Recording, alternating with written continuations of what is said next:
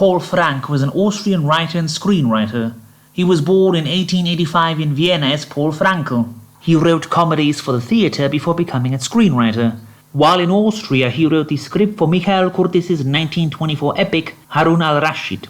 In 1930, he moved to Berlin after being invited by the director of the UFA Film Company to write scripts for them.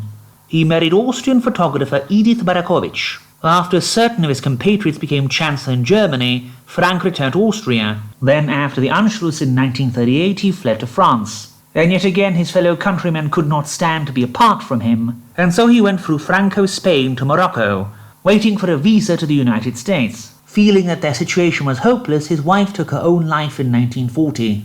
In 1941 he got on a ship to New York, and in 1942 moved to California, finding work in Hollywood with the support of director Georg Frischl and from Paul Korner's European Film Fund. His scripts were not filmed, however, and his greatest success was co-authorship on the script for the 1947 Invisible Man film from Eugene Ford, co-written with Howard J. Green.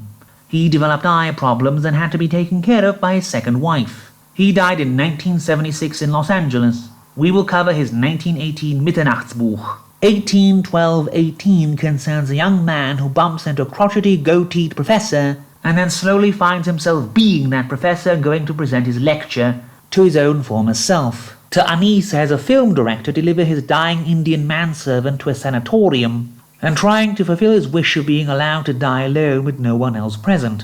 The mouth has a ruined nobleman work as a waiter at a restaurant until a man so grotesque and vile comes in that, for the sake of saving everyone else's lives, he shoots the guest through the head.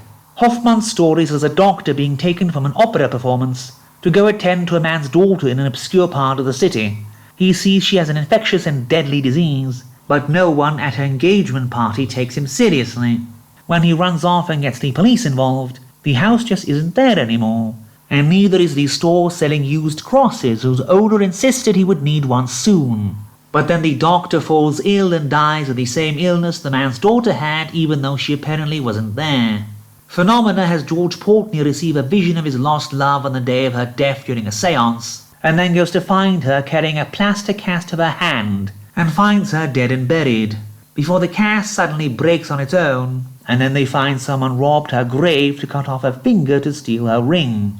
Dick Silverside's End, the best story in the book, concerns the mysterious suicide of caricature artist Dick Silverside. His friend finds the dead man's diary, showing how his vision became distorted beyond measure, seeing other humans and himself as deformed monstrosities.